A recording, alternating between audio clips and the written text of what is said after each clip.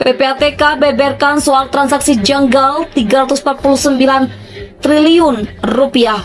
Komisi 3 mantap, gak sampai 10 menit selesai. Tapi pelakunya bukan hanya orang Kementerian Keuangan. Kalau yang namanya tindak pidana perpajakan dan cuci uang dari pajak, juga cukai atau kepabeanan, cuci uang dari sana, pelakunya adalah fiskus, wajib pajak, sama pelaku usaha. Kalau dia kong kali kong atau ada penyertaan dengan orang-orang dalam, bisa-bisa saja. Tapi murni ya pidana itu dilakukan oleh orang luar, bukan orang keuangan itu sendiri. Kecuali yang ketiga tadi, penyimpanan oleh pegawai yang diperiksa oleh Irjen. Nah, itu memang pegawai yang menyangkut disiplin lah.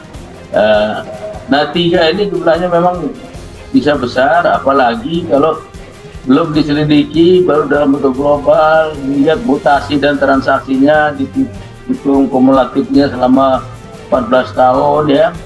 Jadi totalnya besar sekali.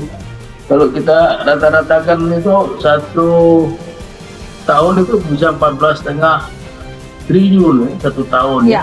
Per bulan aja lebih 1 triliun juga. Jadi masih relatif cukup besar. Dan ini harusnya ditindaklanjuti oleh penyidik dengan melakukan penyelidikan ya, penyidik pajak, penyidik bea cukai melakukan follow up ya.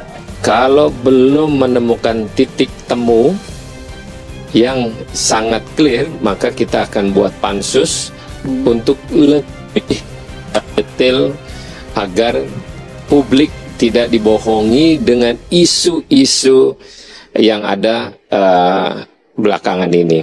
Dan kita berharap semua para pihak, yaitu baik dari Bu Menteri Keuangan, Pak Menko dengan PPATK bekerja sama untuk menyikapi apa yang menjadi isu untuk 349 triliun ini.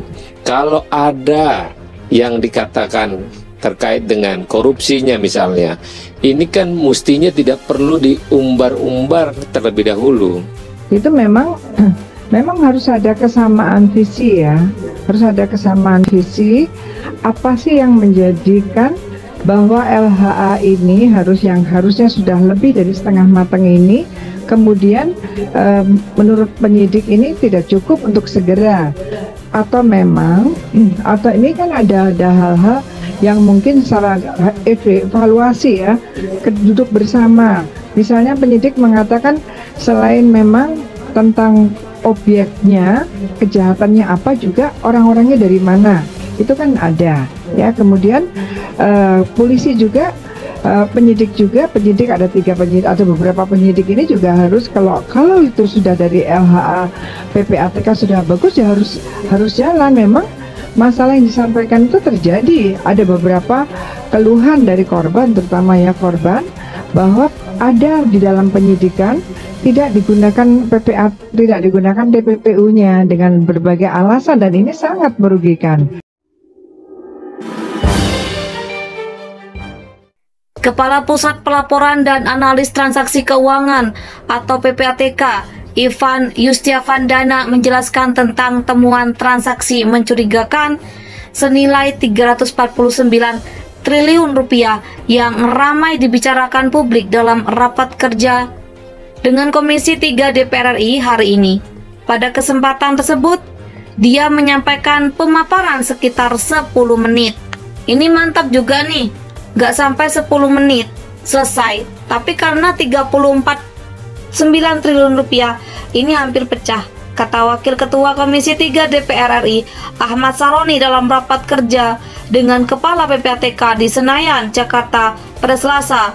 Lebih lanjut, Saroni mengatakan hal itu tak mengapa. Ia bahkan menilai hal ini menandakan bahwa keterbukaan sistem dengan aspek masalah keuangan harus dibiasakan terbuka. Rapat kerja Komisi 3 bersama Kepala PPATK dimulai sekitar pukul 15.15 waktu Indonesia Barat. Kepala PPATK Ivan Yustiavandana kemudian memberikan pemaparan di awal rapat. Ivan mengatakan PPATK selama periode 2002 hingga 2022 telah menerima 268 juta rupiah laporan. Telah menerima 268 juta sekian laporan.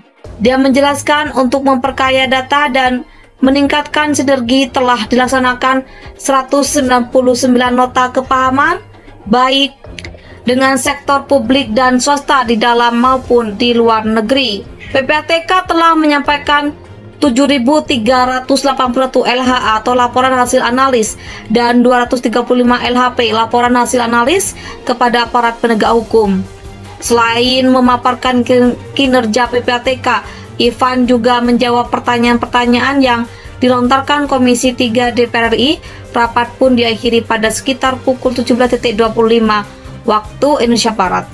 Kabar transaksi mencurigakan sekitar 300 triliun rupiah mencuat ke publik kali setelah diungkap Menteri Koordinator Bidang Politik, Hukum dan Keamanan Menko Polhukam Mahfud MD pada awal Maret lalu di kampus UGM Yogyakarta.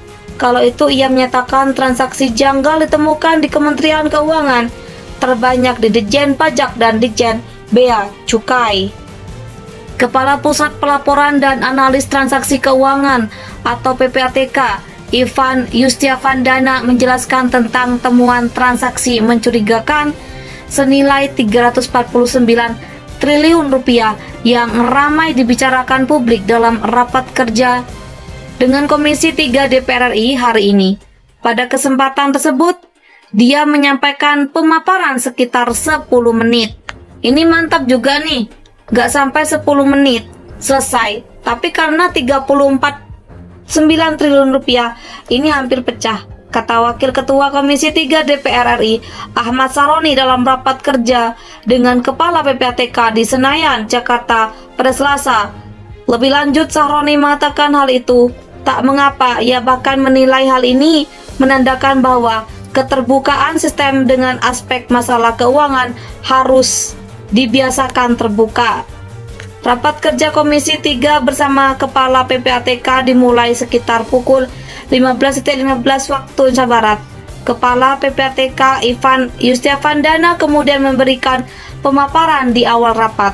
Ivan mengatakan PPATK selama periode 2002 hingga 2022 telah menerima 268 juta rupiah laporan.